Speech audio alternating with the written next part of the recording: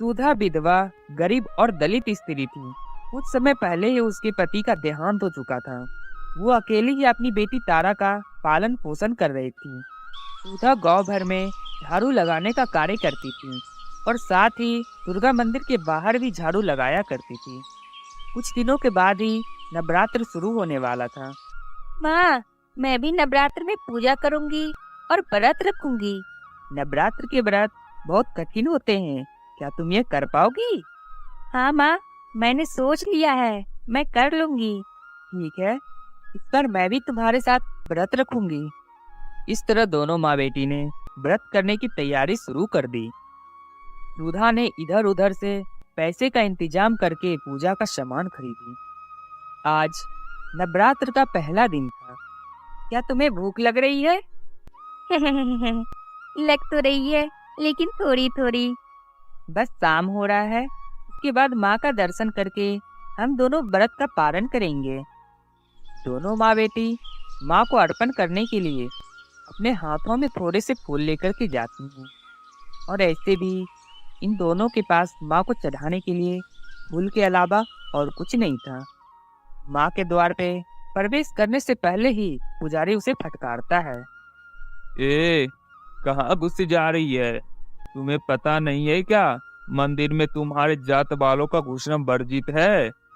पुजारी जी, माता के लिए तो सारे बच्चे एक समान हैं, तो केवल हमारा ही मंदिर में प्रवेश करना वंचित क्यों है? ए, हमारी बराबरी करेगी? तुम होती कौन है सदियों पुरानी रीत बदलने वाली, और अपनी जाति भूल गई क्या? पुजारी जी, मेरी बेटी को माँ के दर्शन के लिए फूल चढ़ाने दो। तू अपने बेटी के मुंह में हमारा धर्म भ्रष्ट करना चाहती है? चुपचाप यहाँ से निकल जाओ। देखो भाइयों, ये अछूत औरत होकर मंदिर में माँ के दर्शन करने आ गई। भगाओ इसे, नहीं तो देवी के मंदिर को भ्रष्ट कर देगी। वहाँ खड़े लोगों ने उन दोनों माँ बेटी को भगा देते हैं। उन लोगों से नजर बचाकर तारा चुपचाप मंदिर के द्वार पे अपना फूल चढ़ा देती है। और दर्शन ना होने के कारण दोनों माँ बेटी भारी मन से अपने घर लौट आती है। अगली सुबह जब पुजारी मंदिर का द्वार खोलता है तो देखता है कल के चढ़ाए हुए सारे फूल मुरझा गए हैं, लेकिन द्वार पे पड़ा फूल अभी भी खिला हुआ है। मैंने तो मंदिर का द्वार अभी अभी खोला है, लेकिन ये फूल किस भक्त का चढ़ाया हुआ है? इसमें अभी भी ताजगी बरकरार है।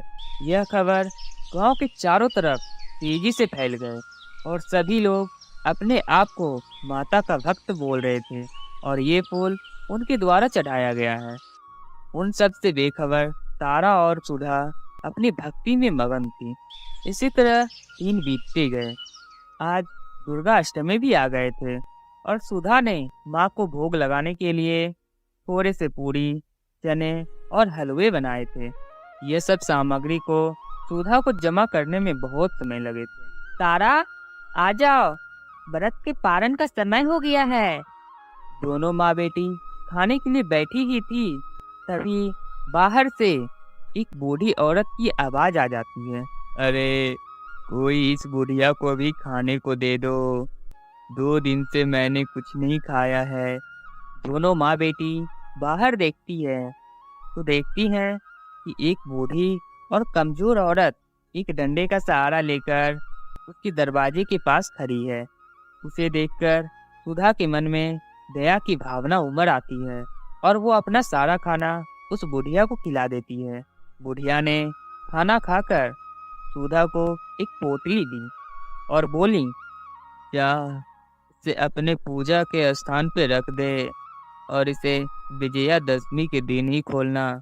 अब जा और माता के दर्शन करा, तुम्हारा सब भला होगा। माँ बेटी दोनों थोड़े से फूल लेकर डरते डरते माता के मंदिर पहुँचती हैं। अरे अछूत, तुम फिर से आ गई। ये अछूत होते ही ऐसे हैं, एक बार में बात समझ में ही नहीं आती। माता ने तो कभी आकर मना नहीं किया। आप जैसे धर्म के पुजारी ही छोटे बड़े का भेदभाव करते हैं, और मुझे पता है माता के लिए अपने संतान एक समान होते हैं। अब मुझे तू पंडिताइन का पाठ पढ़ाएगी? अरे भाइयों, देखो, ये अछूत फिर से मंदिर में घुसने आ गई। भगाओ इसे, भगाओ। सारे लोग उसे ऐसे खदेड़ने लगते हैं जैसे कि कोई जानवर हो। इस भाग दौड़ के दौरान तारा के फूल मंदिर के प्रांगण में गिर जाते हैं और अगले दिन जब सारे लोग मंदिर जाते हैं तो देखते हैं कि तारा के हाथ से गिरे हुए फूल अभी भी ताजे और खिले खिले हैं। लगता है दोनों माँ बेटी कोई डायन या जादूगरनी है जो मंदिर के ऊपर जादू किए हुए है। भाइयों, पकड़ के लाओ उन डायनों को। माता के सामने ही उसका फैसला होगा। लोग दोनों माँ बेटी को पकड़कर मंदिर के प्रांगण में ले आते हैं। सच बताओ, तुम दोनों ने यहाँ क्या जादू कर रखा है? हम यहाँ इतने भक्ति से पूजा करते हैं और हमारे फूल तो मुरझा जाते हैं, और तुम अछूत जाति औरतें जिसे मंदिर में प्रवेश करना वर्जित है, उसके फूल इतने ताजे क्यों रह जाते हैं? हमने कुछ नहीं किया है पंडित जी, और हम कोई जादूगरनी या डायन नहीं है। भाइयों, लगता है ये ऐसे मुंह नहीं खोलेगी। और तभी सभी लोग उसे पीटने लगते हैं और सुधा वहीं गिर जाती है।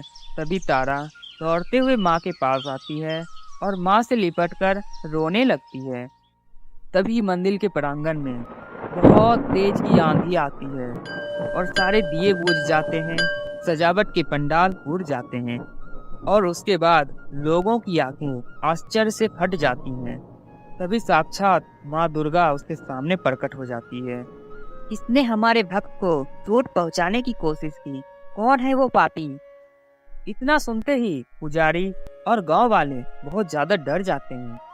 पुजारी दौड़ते हुए सुधा के पास पहुंचता है और उनसे माफी मांगते हुए कहता है, मुझसे बहुत बड़ा अपराध हो गया है सुधा, मुझे माफ कर दो।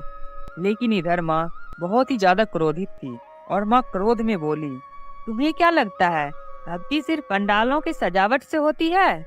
अरे मूर्ख, तुम्हें भक्ति सीखनी है तो मेरे इस भक्त से सीखो। उसके भक्ति के ही प्रताप था कि प्रेम से खिलाए गए 2 पूरी खाकर मैं बहुत ज्यादा तृप्त हो गई। सुधा और तारा के आश्चर्य का ठिकाना नहीं रहा। उन दोनों के मन में यही चल रहा था। वे बुढ़िया स्वयं माँ दुर्गा थी।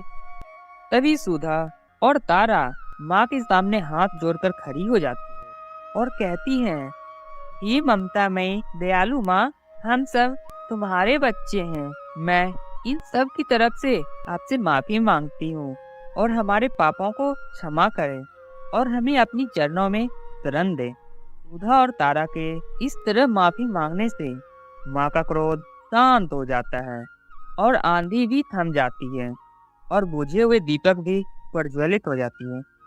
देखा, इसे कहते हैं सच्ची भक्ति। लेकिन तुम लोगों ने भक्ति को भी जात और बिरादरी में बांट रखा है। अरे मूर्खों, भक्ति को कभी जात और बिरादरी में नहीं बांटा जाता। मेरे नजरों में सुधा और तारा का जो स्थान है वही स्थान तुम्हारा भी है। मेरे सामने सारे भक्तों का स्थान एक समान है।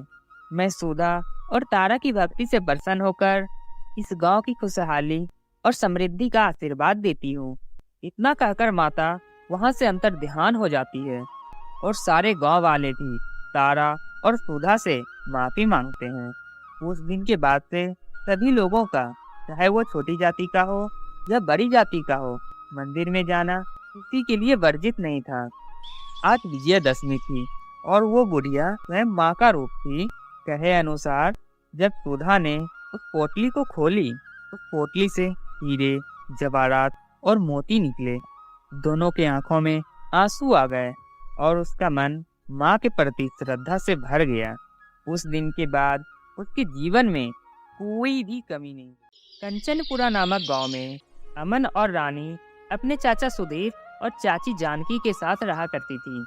कुछ समय पहले ही उनके माता पिता का देहांत कार एक्सीडेंट में हो गया था। जहां सुधीर बच्चों को बहुत ज्यादा प्यार करते थे, वहीं जानकी बच्चों के साथ बहुत बुरा बर्ताव करती थी। एक दिन रानी अपने दोस्तों के साथ बाहर खेल रही थी।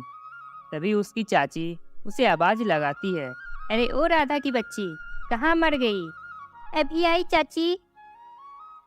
जब देखो तब खेलती रहती है। घर का काम क्या तेरा बाप करेगा? पर चाची, घर का सारा काम खत्म करके ही मैं खेलने गई थी। घर का काम खत्म हो गया है तो रात के खाने का तैयारी कर ले। तेरे चाचा आ ही रहे होंगे। तभी अमन वहाँ आ जाता है। क्यों रे, कहाँ घूम रहा था? कभी घर पे भी टिक जाया कर। चाची, मैं पास के दुर्गा माँ के मंदिर गया था। मंदिर जाने की क्या जरूरत थी? खेत पे ही चला जाता, अपने चाचा का हाथ बटाने। उन्हें भी थोड़ा आराम हो जाता। हाँ चाची, चला जाता हूँ। पहले थोड़ा खाना खा लेता हूँ। पर खाना तो खत्म हो गया, अब रात को ही मिलेगा। अमन बिना खाए ही भूखे खेत पर जाने के लिए निकल जाता है। लेकिन यह बात रानी को बिल्कुल भी अच्छी नहीं लगती और वो अपनी चाची से कहती है। चाची, अपने अमन भैया से झूठ क्यों कहा? वो भूखा ही चला गया। तू छोटी सी लड़की मुझे झूठी बता रही है। आने दे तेरे चाचा को, फिर बताती हूँ। शाम को दोनों चाचा और भतीजा साथ घर आते हैं। घर आते ही जानकी सुधीर का कान भर देती है, जिससे वो दोनों को घर से बाहर निकाल देता है। इतनी रात को दोनों अकेले सड़क पे चले जा रहे थे। तभी रानी कहती है। भैया, हम कहाँ जाएंगे? तू चिंता मत कर रानी, क्या तुम्हें पता नहीं हम पर कोई मुसीबत पड़ता था तो माँ क्या कहा करती थी? भैया, मुझे नहीं पता, मैं छोटी थी ना। आप ही बता दो, क्या कहा करती थी माँ? कहा करती थी कि माँ दुर्गा का सदा ध्यान करना चाहिए। माँ दुर्गा के ध्यान करने वाले पर कभी संकट नहीं आते। चल अभी सीधा माँ दुर्गा के मंदिर ही चलते हैं। इतना कहकर दोनों माँ दुर्गा के मंदिर आ जाते हैं और भूखे प्यासे दोनों मंदिर में सो जाते हैं। अगली सुबह जब पंडित मंदिर का द्वार खोलकर अंदर आता है तो दोनों से पूछता है। अरे तुम दोनों यहाँ कैसे आए? तब दोनों अपने साथ हुए कहानी पंडित को बताते हैं। वो सब तो ठीक है बच्चों, लेकिन कोई तुम्हें मंदिर में नहीं रहने देगा। पंडित जी, कुछ दिन तक मुझे यहाँ रहने दीजिए। कुछ दिनों के बाद हम अपना ठिकाना ढूंढ लेंगे। अगर चाहो तो कुछ दिनों तक तुम दोनों हमारे साथ रह सकते हो। मंदिर के पीछे ही मेरा एक कुटिया है, तुम दोनों वहाँ रह सकते हो। उस दिन से अमन और रानी पंडित जी के कुटिया में ही रहने लगे। वहाँ अमन मंदिर का साफ सफाई करता और रानी फूल का माला बनाया करती। ऐसे ही कुछ दिन बीत जाते हैं। एक रात अमन के सपने में माँ दुर्गा आती है और कहती है, बंस, मैं तुम दोनों भाई बहन के भक्ति से बहुत प्रसन्न हुई।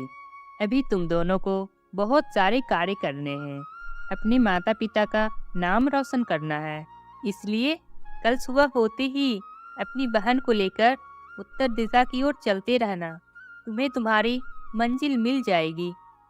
अमन चौंक कर बैठ जाता है और अपने अगल बगल देखता है तो वहाँ कोई नहीं होता है। अगली सुबह अमन पंडित जी को सारी बात बताता है। पंडित जी ने उसे थोड़े खाना और कुछ पैसे दे दिए। दोपहर होते होते दोनों चलकर काफी दूर निकल आए थे। फिर दोनों एक पेड़ के नीचे बैठकर खाना खाने लगे।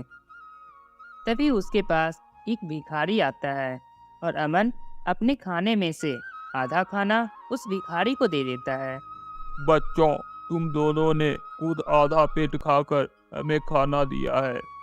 मेरे पास तुम्हें देने के लिए तो कुछ भी नहीं है, पर आज मैं तुम्हें एक ऐसा मंत्र बताता हूँ जिसका जाप करके तुम कोई भी काम करोगे उसमें सफलता तुम्हें जरूर मिलेगी। बाबा, इस मंत्र के बारे में आपको कैसे पता? तू मंत्र याद कर ले बस, फिर देख तेरी जिंदगी संवर जाएगी। तुझे तो याद ही होगा माँ दुर्गा ने तेरे सपने में आकर क्या कहा था। लेकिन इस बारे में आप कैसे जानते हैं बाबा कि दुर्गा माँ मेरे सपने में आई थी और उन्होंने क्या कहा था?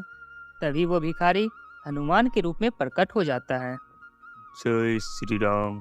बच्चों, माँ दुर्गा के अनुसार मैं तुम दोनों के साथ रहूंगा और तुम दोनों के ऊपर कोई कष्ट नहीं आने दूंगा।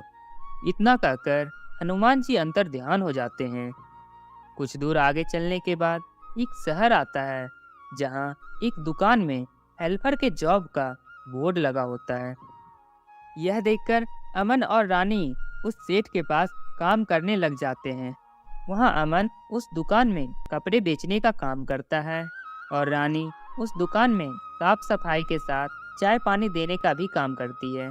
कुछ समय के बाद अमन और रानी सेठ जी से कपड़े लेकर गांव-गांव बेचने निकल जाते हैं। उनके कपड़े हाथों हाथ बिक जाते हैं। सारा काम अच्छे से सीखने के बाद थोड़े थोड़े पैसे जमा करके अमन और रानी खुद की कपड़ों का दुकान खोल लेते हैं और उनका दुकान माँ दुर्गा की कृपा से दिन दुगनी रात चौगनी करने लगता है। दोनों भाई बहन के दुकान से होने वाली मोटी कमाई से एक बड़ा सा घर खरीद लेते हैं और उस घर के अंदर माँ दुर्गा के बहुत बड़े मंदिर बनाते हैं और सुबह शाम वो दोनों माँ दुर्गा की भक्ति करने लगते हैं और हर महीने माता के नाम का भंडारा करने लगते हैं। माँ दुर्गा का भी आशीर्वाद उन पर खूब बरसता है और देखते ही देखते वो दोनों शहर के एक अमीर आदमी के नाम से जाने जाने लगे। टू बी कार्टून चैनल को सब्सक्राइब करने के लिए हृदय की गहराइयों से प्रेम पूर्वक धन्यवाद।